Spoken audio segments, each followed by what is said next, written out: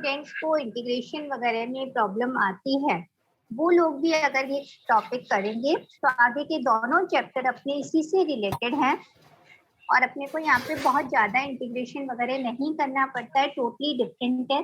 पहले के टॉपिक से अपना कोई रिलेशन नहीं होता, बिल्कुल अलग तरीके से हम कैलकुलेट करते हैं। मैट्रिक्स बिल्कुल अलग तरीके से कैलकुलेट की, फिर हमने linear differential equation of higher order with constant coefficient के लिए भी अलग मेथड से कैलकुलेट करते हैं। अगर फर्स्ट ऑर्डर फर्स्ट डिग्री नहीं भी पढ़ा है या कहीं बीच में स्किप हो गया है, कोई बात नहीं, आप उसको साथ साथ करते जाओ। हायर ऑर्डर का मेरे साथ करते चलना है ना, छोड़ना नहीं है, प्रैक्टिस साथ साथ करते चलना। अब जैसे इसमें अपना जो नेक्स्ट टॉपिक है वो है linear differential equation of higher order. अभी लास्ट क्लास में हम जो कर रहे थे वो थी फर्स्ट ऑर्डर फर्स्ट डिग्री की इक्वेशन। अब हमारे पास हायर ऑर्डर की इक्वेशन होगी, मतलब ऑर्डर 2, 3, 4, 5 कुछ भी हो सकता है, मोर देन वन, एक से ज्यादा वाली इक्वेशन। एक है तो वो मेथड यूज करेंगे और एक से ज्यादा है तो ये वाला मेथड हम यूज करेंगे इसके लिए, ठीक है। हायर ऑर्डर, इसमें भी कौन सी equation? Linear differential equation.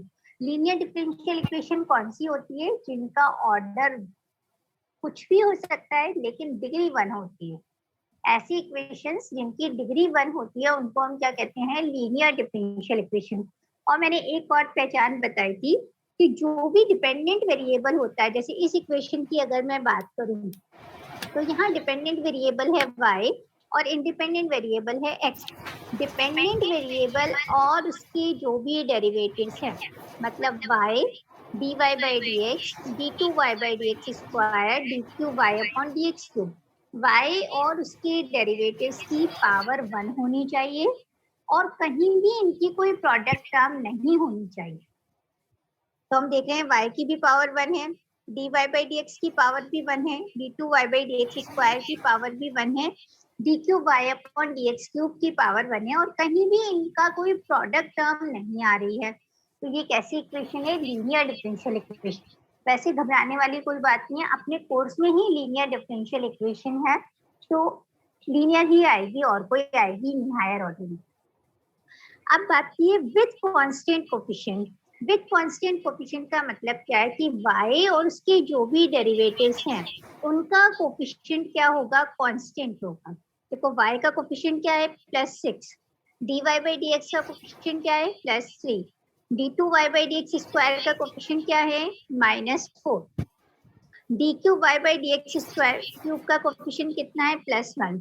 y और उसके सभी डेरिवेटिव्स का कोएफिशिएंट कैसा है? कांस्टेंट है। तो उनको सॉल्व करने का मेथड किस तरीके से होता है वो हम इस चैप्टर में करेंगे, ठीक है। लीनियर डिफरेंशियल इक्वेशंस हैं जिनका ऑर्डर मोर देन 1 यानी हायर ऑर्डर की हैं और जिनके कोएफिशिएंट्स कैसे हैं? कांस्टेंट है। अब यहाँ पर इस यूनिट में अपने पास दो चैप्टर हैं, एक में है कांस्टेंट कोएफिशिएंट और एक में है वेरिएबल कोएफिशिएंट। तो अब हमें देखना पड़ेगा कांस्टेंट है तो हम कैसे सॉल्व करते हैं, वेरिएबल होगा तो कैसे सॉल्व करेंगे ना। तो पहले कांस्टेंट को सॉल्व करना देख लें। अब इस इक्वेशन में अगर हम देखें तो कितना ऑर्डर है इस इक्वेशन का? 3 और डिग्री कितनी है? 1। इसका ऑर्डर कितना है? 3 और डिग्री 1 है। तो ऐसी इक्वेशन को हम कैसे सॉल्व करें वो हमें देखना है। तो पहले एक मैं मेथड बता दूं, उसके बाद हम क्वेश्चन लेंगे। क्वेश्चन को धीरे धीरे सॉल्व करके फिर हम नेक्स्ट स्टेप की तरफ बढ़ेंगे कि कैसे हमें फॉर्मूलेस की तरफ जाना है ना, बाय एग्जांपल, क्योंकि डायरेक्ट हम थ्योरी पढ़ेंगे तो हमें चीज समझ में नहीं आएगी। मैं एक क्वेश्चन लेती हूँ सिंपल सा, d2y by dx square -7dy by dx plus 12y equals to 0। पहले समझ लेना आराम से। सबसे पहले हम चेक करें कि ये इक्वेशन किस टाइप की है। लीनियर तो होगी क्योंकि हमारे कोर्स में लीनियर है, वैसे भी देख सकते हैं। इसका ऑर्डर कितना है? 2 है, तो 2 है मतलब हायर ऑर्डर वाले से करना है इसको हमें। y का कोएफिशिएंट प्लस का 12, dy by dx का -7 और d2y by dx स्क्वायर का 1 है। इसका मतलब ये इक्वेशन कैसी है? लीनियर डिफरेंशियल इक्वेशन है with constant coefficient, with constant coefficient. पहले तो हमने पहचान लिया अब इसको सॉल्व करने का तरीका क्या है कि हम सबसे पहले मानते हैं d बाई डी एक्स को कैपिटल D। क्या मानते हैं? d बाई डी एक्स को कैपिटल D मानते हैं। अब d by D x D है तो ये डबल डेरिवेटिव है, तो इसको हम लिखेंगे d square y minus 7 d by D x हो गया d और y plus 12y equals to 0। लिख सकते हैं ना? और इस टर्म को हम लिखेंगे, देखो d square minus 7d plus 12y equals to 0। d square minus 7d plus 12y equals to 0। हमेशा ध्यान रखना d के बाद में आएगा y, क्योंकि d ऑपरेटर है और ये किस पर ऑपरेट किया जा रहा है? y पर ऑपरेट किया जा रहा है। तो ऐसा मत लिखना y d स्क्वायर लिख दिया, गलत हो जाएगा ना। पहले d की टर्म आएगी फिर y लगेगा, और कॉमन भी जब हम लेंगे y को तो पहले d की टर्म्स आएंगी फिर y आएगा, फिर अपने पास में इक्वल टू में तो जो भी टर्म है वो आ गई। इस टाइप की इक्वेशन को सॉल्व करने के लिए हम क्या करते हैं, सबसे पहले ऑक्सिलरी इक्वेशन लिखी जाती है AE, जिसको कहते हैं ऑक्सिलरी इक्वेशन, सहायक समीकरण, है ना। ऑक्सिलरी इक्वेशन शॉर्ट फॉर्म में AE लिखेंगे हम हर जगह। ऑक्सिलरी इक्वेशन में हम क्या करते हैं, D की जगह M लिखते हैं, M square minus 7M plus 12 equals to 0। y नहीं लिखा जाता ऑक्सिलरी इक्वेशन में, जो भी अपने पास टर्म है इक्वल्स टू 0।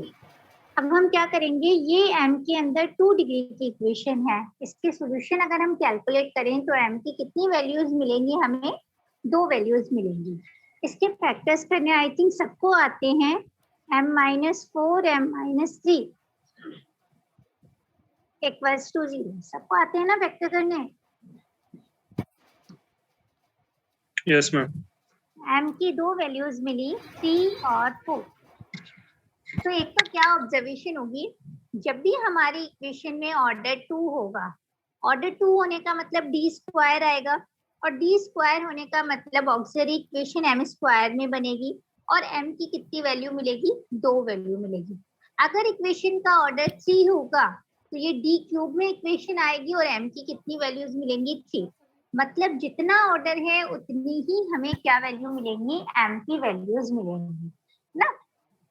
एक तो ये देखना है जितना ऑर्डर है उतनी ही m की वैल्यूज मिलनी चाहिए, कम नहीं होनी चाहिए ना, नहीं तो उसका सॉल्यूशन हमारा चेंज हो जाएगा। अब इसके लिए ये जो m की है इसको हम क्या कहते हैं, जो भी m की वैल्यूज आ रही है that is known as roots of auxiliary equation. अब जो ये रूट्स ऑफ ऑक्सिलरी, इनके टाइप के अकॉर्डिंग सॉल्यूशन लिखा जाता है ना। रूट्स ऑफ ऑक्सिलरी इक्वेशन कैसे हो सकते हैं, देखो अब यहाँ टाइप आता है, अगर रूट्स ऑफ ऑक्सिलरी इक्वेशन जो है, if roots of auxiliary equation are real and different.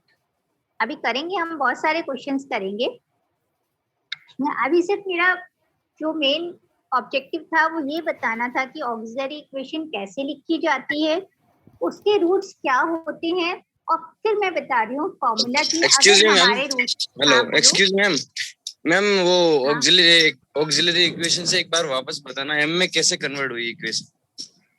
कुछ नहीं है, d की जगह आपको m लिखना है, m square minus 7m plus 12 equal to 0। समझ नहीं आया y नहीं लिखना है, इसमें कुछ करना ही नहीं है, d की जगह आपको सिर्फ m लिखना है। ये जो आपने बनाई है ना इक्वेशन d में, इसमें d की जगह m लिख दो, m स्क्वायर माइनस 7m। फिर मैम y का क्या होगा फिर? y का सॉल्यूशन में काम आएगा, है ना, y का सॉल्यूशन में काम आएगा, पहले हम पढ़ेंगे उसके बाद, क्योंकि डेरिवेशन का अपने कोई इम्पोर्टेंस नहीं है, फिर भी मैं डेरिवेशन बता दूंगी आप लोगों को बाद में एक बार ना। पहले हम लोग जो मेन अपना पार्ट है उसको करेंगे कि हमें कैसे करना है, फिर अगर टाइम बचता है तो डेरिवेशन में बता दूंगी। ये y कहीं गया नहीं है, आपके पास वैसे भी क्या होता है, a into x equals to 0, तो हम लिखते हैं a equals to 0, x equals to 0, है ना। तो y का ही तो सोल्यूशन निकाल रहे हैं।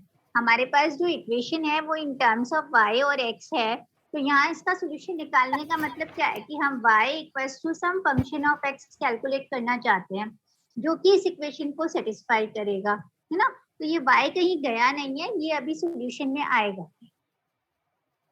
y भी आएगा x भी आएगा। यहाँ तो सिर्फ हमने d की जगह m इंट्रोड्यूस किया है ना। अगर ये रूट्स ऑफ ऑक्सिलरी इक्वेशन अपने रियल और डिफरेंट होते हैं तो सॉल्यूशन कैसे लिखा जाता है? सॉल्यूशन जो लिखा जाता है उसको हम बोलते हैं कॉम्प्लीमेंट्री फंक्शन। क्या बोलते हैं? Complementary function. जो ऑक्सिलरी इक्वेशन से सॉल्यूशन निकाले गए हैं m के, उनका सॉल्यूशन लिखने का जो तरीका होता है वो किससे होता है? कॉम्प्लीमेंट्री फंक्शन से लिखा जाता है।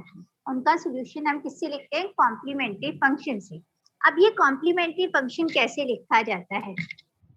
सपोज अगर हम बात करें तो ये अपने पास जो दो नंबर्स आए हैं 3 और 4, ये कैसे हैं? रियल रूट्स हैं। रियल नंबर है 3 और 4, 3 और 4 रियल नंबर है। रियल और इमेजिनरी ma'am. कैसे बताते हो? रियल जिसमें आयोटा नहीं आता और इमेजिनरी जिसमें आयोटा आता है ना। तो अगर हमारे रूट्स जो हैं ऑक्सिलरी इक्वेशन के वो रियल हैं, तो उस केस में हमारा जो कॉम्प्लीमेंट्री फंक्शन है वो कैसे लिखा जाता है? सपोज मैंने मान लिया इसके लिए y equals to c1 e की पावर, पहला रूट क्या है? 3x प्लस c2 e की पावर 4x, c2 e की पावर 4x। इक्वेशन का ऑर्डर 2 है, तो इसमें नंबर ऑफ आर्बिट्ररी कांस्टेंट कितने आएंगे? 2 आएंगे। एक c1 हो गया, एक c2 हो गया। सॉल्यूशन किसके बराबर होता है? y के बराबर होता है। और लिखा कैसे जाता है? c1 पहला रूट e की पावर में लिखा है, दूसरा फिर e की पावर में लिखा है। अलग अलग टाइप के रूट्स को लिखने का तरीका अलग अलग होता है। c1 e की power 3x plus c2 e की पावर 4x।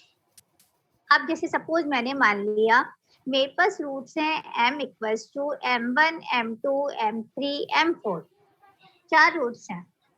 तो इसका कैसे लिखूंगी मैं? अगर फॉर्मूला देख रही हूँ तो c1 e की power m1x plus c2 e की पावर m2x, जो भी रूट की वैल्यू आएगी, प्लस c3 e की power m3x plus c4 e की पावर m4x, है ना। जो भी रूट्स आ रहे हैं उनको e की पावर में लिखो। फॉर एग्जाम्पल और लेते हैं, सपोज अपने पास वैल्यू आ गई 1 -1 2 8, 1 -1 2 8 और 3 और ले लेते हैं। तो इसके लिए CF कैसे लिखा जाएगा? c1 e की power 1x plus c2 e की power -1x plus c3 e की पावर 2x, हर एक रूट को लिखने के लिए एक नया कांस्टेंट, प्लस c4 e की power 8x plus c5 e की पावर 3x। जितने रूट्स हैं सबको e की पावर में लिखना है। ऐसा हम क्यों कर रहे हैं? e की पावर कैसे आई वो सब काम हम बाद में करेंगे, पहले हम चैप्टर करेंगे उसके बाद। मैम ठीक है? m1 से m4 कैसे आया? क्या m1 m2 m3 m4 कैसे आया? इसमें 4 बार m कैसे मैंने आया? दिया है? For example m1 m2 m3 m4 जब क्वेश्चन करेंगे कोई भी 4 वैल्यू आ सकती है आपके पास में, है ना। ये मैं फॉर्मूले की बात कर रही हूँ तो मैंने m1 m2 m3 m4 कर दिया। आपके पास कितनी भी आ सकती है? 2 भी आ सकती है, 4 भी आ सकती है, 5 भी आ सकती है, 6 भी आ सकती है। जितना इक्वेशन का ऑर्डर होगा उतनी वैल्यूज आपके पास में आ जाएगी। और लिखने का तरीका क्या है? रियल और डिफरेंट रूट्स को लिखने का तरीका है e की पावर में लिखना है। ठीक है, पहले हम टाइप्स की बात करें फिर क्वेश्चन करेंगे। ये कहाँ से आई है? कहीं नहीं आई, ये मैंने अपने मन से लिया, ये वैल्यूज मैंने अपने मन से ली है। ठीक है, तो अब मैं डिफरेंट टाइप के आपके पास जो m आते हैं क्वेश्चन में आ सकते हैं उन सब के लिए सॉल्यूशन लिखना बता रही हूँ, फिर हम क्वेश्चन करेंगे। अभी ऐसा क्वेश्चन मैंने नहीं लिया है कि आपको वैल्यू यहाँ पे 5 वैल्यूज आए, वो भी हम करेंगे 1 बाय 1 करेंगे। अभी सिर्फ रियल रूट्स को लिखने का तरीका देखो कि अगर हमारे पास जो रूट्स आ रहे हैं वो रियल है, रियल नंबर है और सब अलग अलग रूट्स हों तो उनका सोल्यूशन हम किस तरीके से लिखते हैं। ओके, अब इसमें ऑर्डर कोई इंपॉर्टेंस नहीं रखता। हो सकता है आपने पहले 1 के बाद 2 3 लिखा हो, फिर -1 लिखा हो, फिर 8 लिखा हो, तो मेरा ऑर्डर चेंज हो जाएगा। पहले 1 का लिखूंगी, फिर 2 का लिखूंगी, फिर 3 का लिखूंगी, उससे सोल्यूशन पे कोई इफेक्ट नहीं आता है। ठीक, अब नेक्स्ट लिखो, if case number 2, if roots of auxiliary equation, if roots of auxiliary equation are equal, अगर auxiliary equation के रूट्स इक्वल आ जाएं, जैसा कि अगर सपोज मैंने ऐसा क्वेश्चन ले लिया आपके पास में जहाँ की m की वैल्यू अपने पास 3 3 3 2 2 आ गई ना, माइनस में ले लेते हैं, -2 -2। अगर हमारे पास में ऑक्सिलरी इक्वेशन के जो रूट्स आ रहे हैं वो कैसे आ रहे हैं, रिपीटेड आ रहे हैं, मतलब यहाँ अगर मैं देखूं तो 3 कितनी बार रिपीट हो रहा है, 3 बार, और -2 कितनी बार रिपीट हो रहा है, 2 बार रिपीट हो रहा है। तो रिपीटेड रूट्स को लिखने का तरीका क्या होता है, अगर मैं पुराने तरीके से इसका CF लिखती तो कैसे लिखती, C1 e की power 3x plus C2 e की power 3x plus C3 e की power 3x plus C4 e की पावर -2x। तो ये तीनों तो ऐड ही हो जाते। अब ये तीनों ऐड हो जाते आपके पास में तो एक ही नंबर आता, C1 C2 C3 कोई कांस्टेंट होंगे, जब ऐड हुए तो एक नया नंबर C हो गया e की पावर 3x। तो जब सॉल्यूशन मिला तो उसमें मुझे एक ही कांस्टेंट दिखाई दे रहा है, और ये कांस्टेंट क्या बताता है, इक्वेशन का ऑर्डर भी बताना चाहिए। अगर जैसे मैंने सॉल्यूशन ये लिख रखा है आपके पास, तो इससे क्लियर है कि इक्वेशन का ऑर्डर कितना होना चाहिए, 5 होना चाहिए। लेकिन ये 2 टर्म्स ऐड हो गई और ये 3 टर्म्स ऐड हो गई, तो ये अपने पास क्या बता रही है कि इक्वेशन का ऑर्डर कितना है, 2 है ना, तो ये गलत हो जाएगा सॉल्यूशन लिखने का तरीका। इसलिए रिपीटेड रूट्स में इस तरीके से नहीं लिखा जाता, पूरा डेरिवेशन बाकायदा डेरिवेशन करके हमने सॉल्यूशन निकाला है, ऐसे नहीं लिखते हैं। रिपीटेड रूट्स का सॉल्यूशन लिखने का तरीका होता है जितनी बार रिपीट करेगा, जैसे C1 3 कितनी बार रिपीट कर रहा है, 3 बार रिपीट कर रहा है, तो कैसे लिखेंगे, C1 plus C2x plus C3x square e की power 3x, C1 plus C2x plus C3x square e की पावर 3x। अब अगर 2 बार रिपीट करेगा तो C1 प्लस C2x, 3 बार रिपीट कर रहा है तो C1 plus C2x plus C3x square, अगर 4 बार रिपीट करेगा तो प्लस C4x क्यूब और हो जाएगा। एक तो कांस्टेंट कभी भी रिपीट नहीं करते, एक बार हमने C1 ले लिया तो C1 नहीं आएगा, C2 ले लिया है अब C2 नहीं रिपीट होएगा, C3 ले लिया C3 रिपीट नहीं होगा, जैसे जैसे आप आगे बढ़ोगे नया कांस्टेंट लेते चलोगे। अब जैसे ये 3 रूट्स के लिए तो बात हो गई है, अब -2 2 और बच गए, तो कैसे लिखेंगे, C4 प्लस C5x 2 बार रिपीट हो रहा था e की पावर -2x। ठीक है, अगर इसी के साथ सपोज एक 6 और दे रखा होता, अब ये 6 कैसा है, डिफरेंट है, तो मैं इसको लिखती C6 e की पावर 6x। जिसको लिखने का तरीका जैसे होता है वैसे ही हम लिखेंगे। रिपीटेड के लिए C1 plus C2x plus C3x square plus so on चलता है, जितने रूट्स हैं उतना अपना आगे तक चलेगा, और e की पावर में ये 3 था तो 3x हो गया, यहाँ -2 था तो -2x हो गया। ठीक है, एक बार आप लिखना, m की वैल्यू मैं दे रही हूँ आपको 1 3 5 5 -7 -7 -7। इसके लिए CF लिख के देखो, इसके लिए CF लिखो,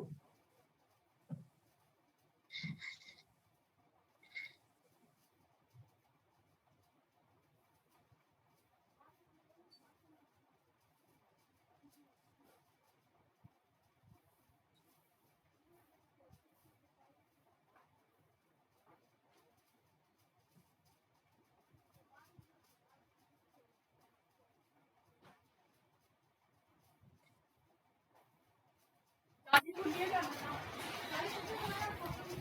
लिखा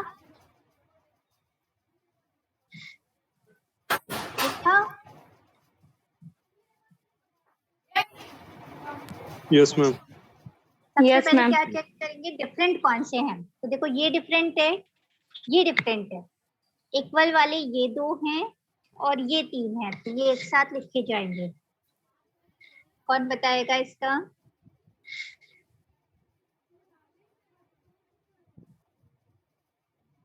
कोई भी एक स्टूडेंट बता दो जिसने लिख लिया हो।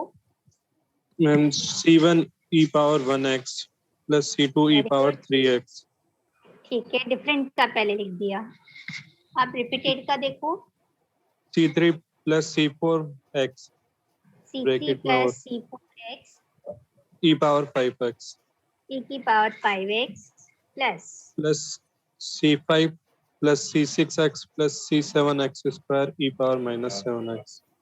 e की पावर 7x। गुड।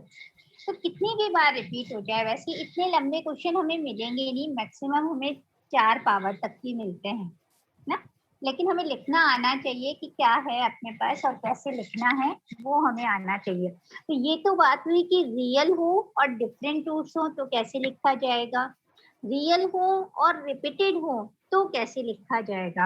अब बात करते हैं कि अगर हमारे पास रूट्स ऑफ ऑक्सिलरी इक्वेशन जो है, बहुत सारे क्वेश्चंस करेंगे, लगभग आप ये मान के चलो कि सीएफ निकालने के लिए हम 30-40 क्वेश्चंस करेंगे। हर क्वेश्चन में सीएफ निकलेगा, इस यूनिट की हर क्वेश्चन में सीएफ निकालना है अपने को, तो बहुत सारे क्वेश्चंस करेंगे हम।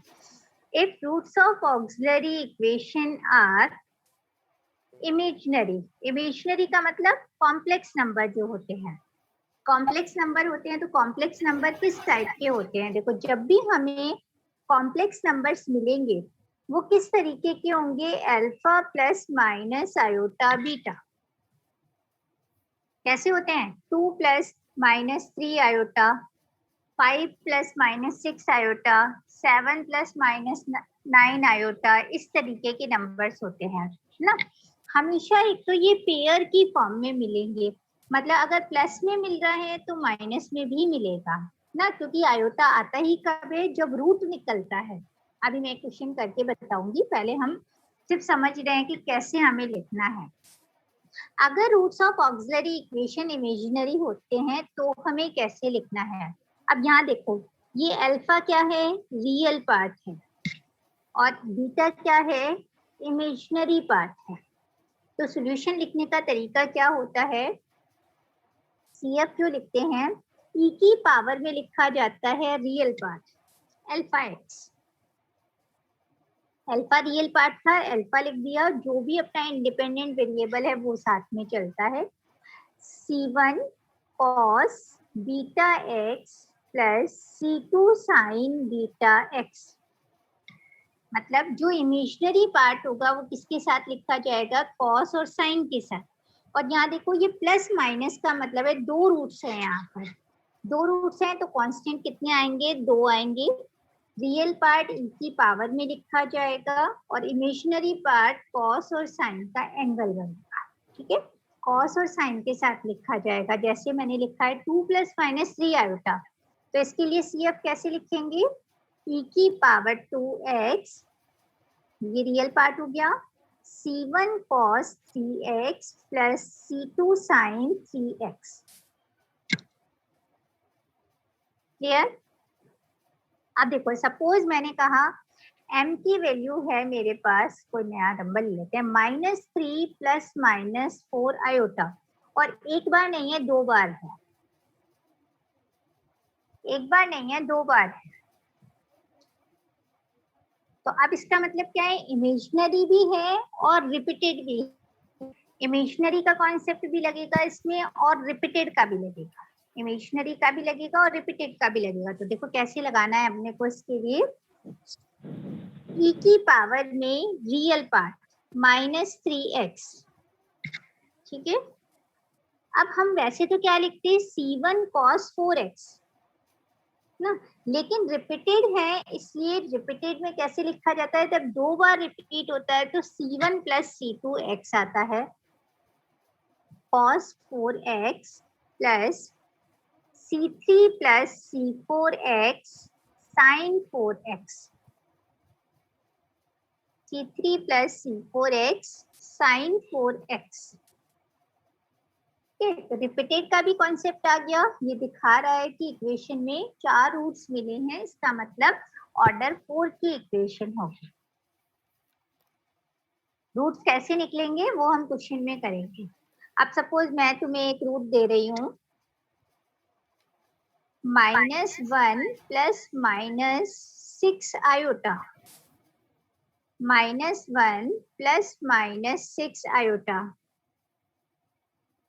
और 2 -5 और 2। चलो इसके लिए लिखो। सपोज किसी क्वेश्चन में तुम्हारे पास में ये रूट्स हैं, तो इसके लिए CF कैसे लिखा जाएगा?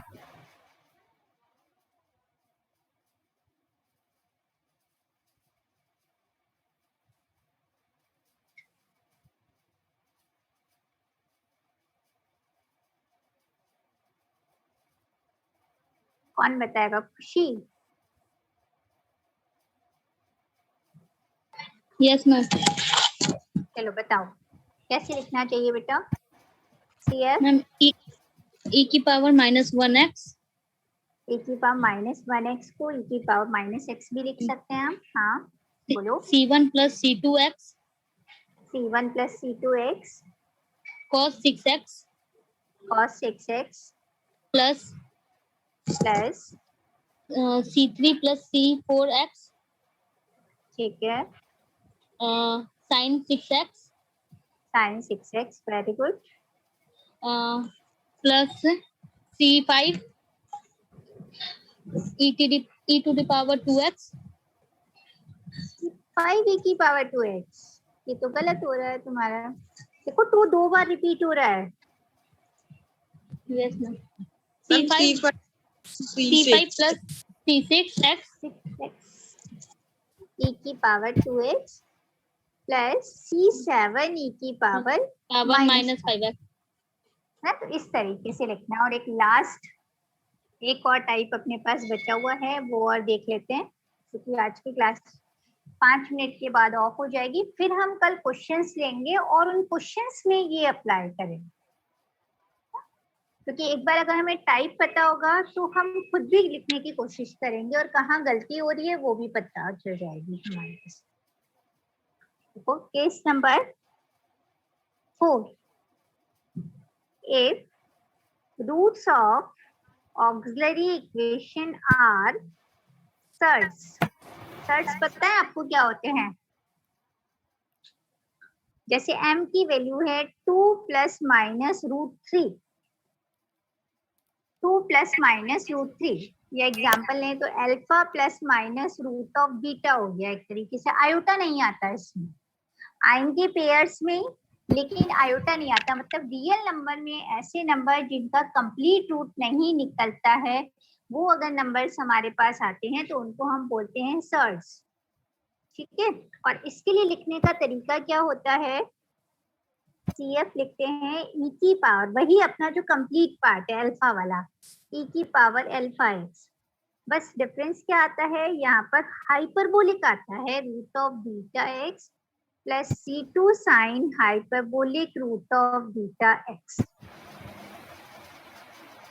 तो अगर हमें जैसे 2 + -√3 के लिए निकालना है तो क्या हो जाएगा हमारे पास में?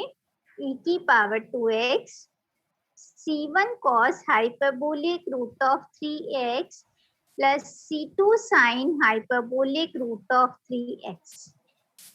और अगर इसमें भी रिपीटेड आ जाएंगे तो वही कॉन्सेप्ट लगेगा। 2 + -√3 अगर 2 बार आ गया तो C1 + C2x, C3 + C4x। जो रिपीटेड वाला कॉन्सेप्ट है वो एज इट इज ही रहेगा। ये 4 टाइप्स होते हैं जिनका जिस टाइप के सॉल्यूशन हमें यहाँ पर मिलेंगे पूरे चैप्टर्स में, और उनका CF हम इस तरीके से लिखेंगे। तो ध्यान रखो, रियल है तो e की पावर में, अगर रिपीटेड है तो C1 + C2x + C3x स्क्वायर इस तरीके से चलेगा। इमेजिनरी वालों का कैसे चलेगा? e की पावर अल्फा x, कॉस और साइन आएंगे, C1 cos beta x plus C2 sign beta x, और अगर सर्ट्स हैं तो वहाँ पे कॉस साइन की जगह कॉस हाइपरबोलिक और साइन हाइपरबोलिक लगेगा। ठीक है मैम सर्च का मतलब क्या था? कॉम्प्लेक्स सर्ट्स का मतलब नहीं, कॉम्प्लेक्स नहीं होते हैं, रियल नंबर्स होते हैं, लेकिन ऐसे नंबर्स जिनका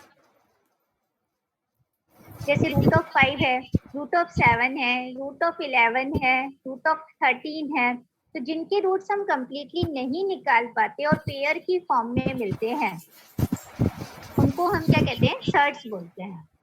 मैम एक वो कांस्टेंट इंटरवल पे जो रिपीट होता क्या हो बेटा, थोड़ा तेज बोलो। मैम, जब जैसे √2 है तो 1.414 होता है ना? हाँ होता है, √2 1.414 होता है। रिपीट करता 41414, उसको सर्ट्स बोलते हैं क्या? हाँ बेटा वो तो क्या हो गया, नॉन टर्मिनेटिंग आ गया एक तरीके से हम बोले तो। हाँ लेकिन हम ये कह सकते हैं कंप्लीट रूट नहीं निकलता, वो सर्ट्स में आते हैं, तो √2 को बोल सकते हो, बिल्कुल √2 सर्ट है, √3 भी सर्ट है, तो जिनका कंप्लीट रूट नहीं निकलता है। अब तुम ये कहोगे कि मैम √13 है और मुझे क्या पता है कि इसका कंप्लीट रूट नहीं निकल रहा है, हो सकता है किसी पॉइंट के बाद जाके ये टर्मिनेट हो जाए, है ना, लेकिन कंप्लीट रूट नहीं मिल रहा, होल नंबर में अपने को रूट नहीं मिल रहा है, तो वो सर्ट्स में काउंट हो जाता है। ठीक है, इसका सोल्यूशन आप चाहो तो e⁻² + √3x + C2 e⁻² - √3x भी लिख सकते हैं, लेकिन फिर क्या होगा कि आंसर हमारे मैच नहीं करेंगे। जो आंसर हमें बुक में मिलते हैं वो कॉस हाइपरबोलिक साइन हाइपरबोलिक की फॉर्म में ही मिलेंगे। जो आपने अभी बताया ना ऑक्सिलरी वाला, जिसका वो फोटो भेज देना। तेज बोलो बेटा। मैम ग्रुप में फोटो इसका डाल देना, ऑक्सिलरी वाला। मैम स्क्रीनशॉट भेज देना। मैंने आपको एक तो इसकी PDF भेज दी है इस चैप्टर की, है ना,